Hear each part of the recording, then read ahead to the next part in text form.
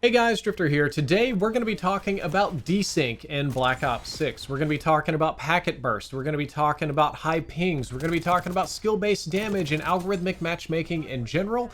The gameplay I've got available are some maps from both core and hardcore, regular maps, and of course we have some of that glorious 2xp in Nuketown, because I'm trying to level up as fast as I possibly can here, and most of you that have been following the channel know that I've been trying to relearn how to play Call of Duty recently, because Black Ops 6 just has overall not jived with me. I've really struggled with this game and kind of fallen behind the learning curve, so you'll see from the gameplay I'm still kind of bad at the game. I've mostly been focusing on trying to learn how to take advantage of the new Omni movement with different mouse keybinds and get a little bit more comfortable sliding and climbing and doing things, instead of just camping and waiting for people to walk in front of my crosshairs.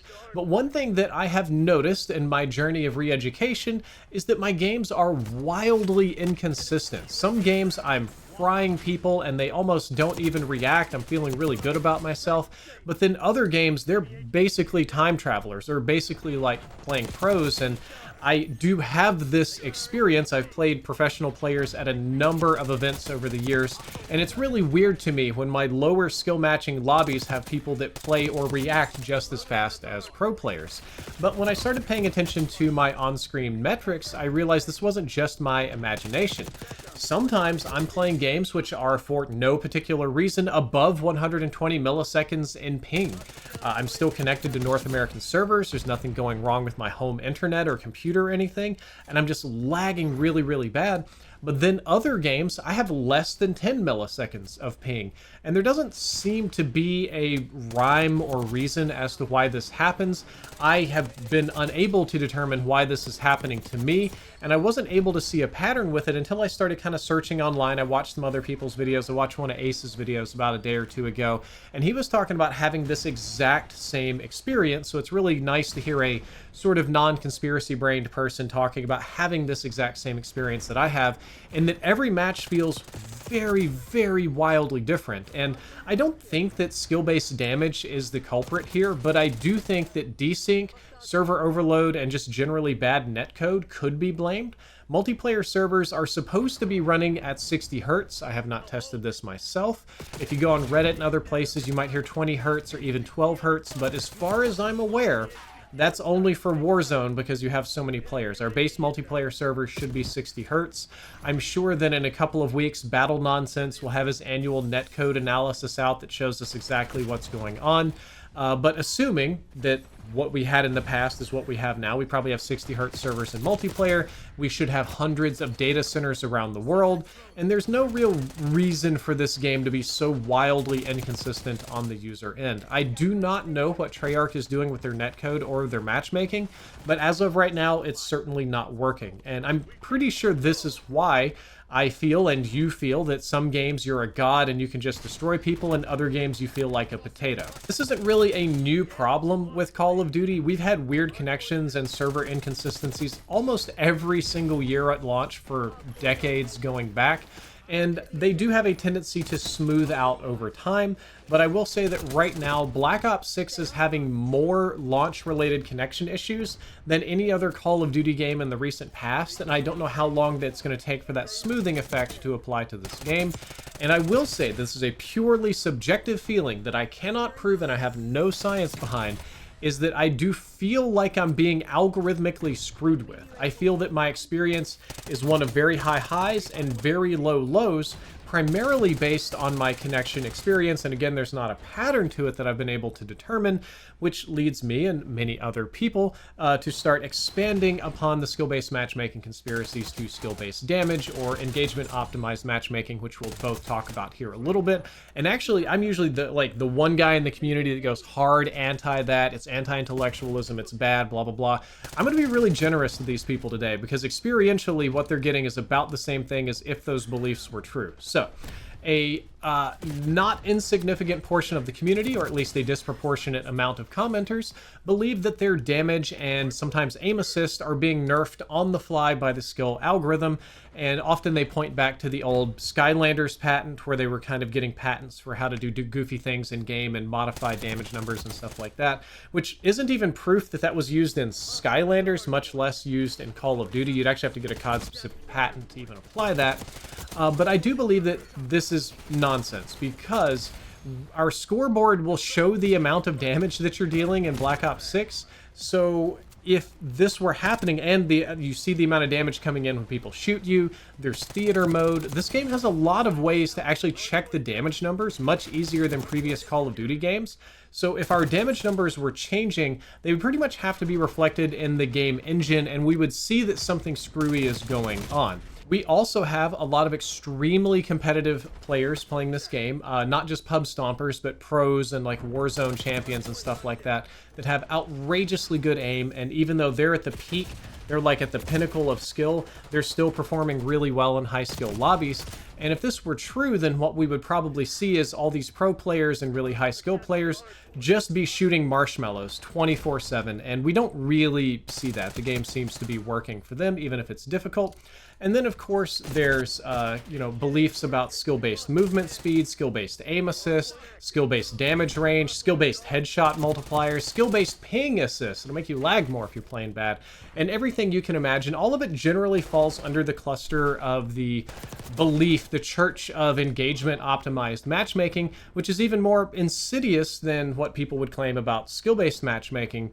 And the huge problem with all of this is that all this stuff is basically impossible to test for, because you would have to have access to Call of Duty servers and their API and their backend engine, and there's way too many variables to try to control for like an at-home scientific test that would still have to be in a live environment.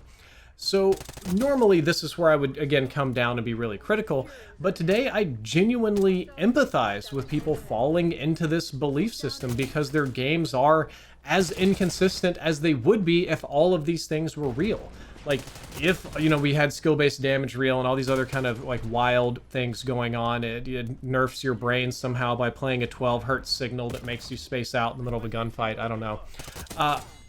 You would have that same type of inconsistency as you get just from playing on what are objectively bad servers. And I think that the reason people latch onto this is because it's a much more interesting idea. It has an element of control to it, and it's a little bit less off-putting than the game I want to play just has bad servers. There's maybe another thing about it that I could do, which leads me to algorithmic matchmaking. And if you're interested in the topic of algorithmic manipulation, then you should seriously check out some of the previous videos that I've made this year. They aren't gaming specific, but these two in particular, I did Everything is an Ad, where I talk about the ubiquity of advertising, and I did a video about TikTok addiction and how algorithms try their best to put you in certain monetizable rabbit holes. And I don't think it's a belief, I'm pretty sure that it's a well-known fact, that Call of Duty's matchmaking is algorithmic, at the very least based on skill, based on ping, that there is some degree of engagement. They try to make sure these matches are fun, they try to optimize them in some way, and it's not that different than the algorithm that feeds you Instagram Reels or TikToks. It seeks to engage the player in some way and keep that player engaged for the maximum amount of time. This does encompass skill matching, but it probably seeks to exploit dopamine loops similar to how other algorithms do. I think the spawn, respawn, die, the TikTok brain rot that we complain about this year is an element of that. And there's also got to be bigger highs and bigger lows where like the whole game is good and the whole game is bad.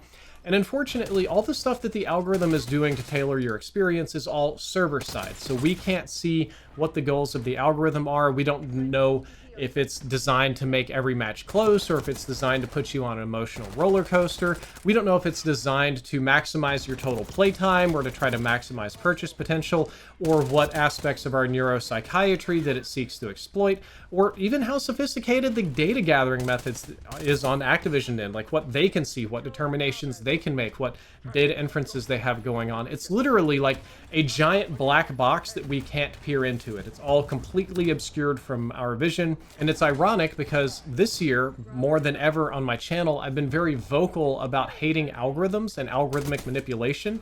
And a lot of the videos, or actually both of the videos that I talked about earlier, are deep dives on this topic. And there's even some other ones I covered earlier this year, Fake News 101, confirmation bias, age verification laws, and stuff like that.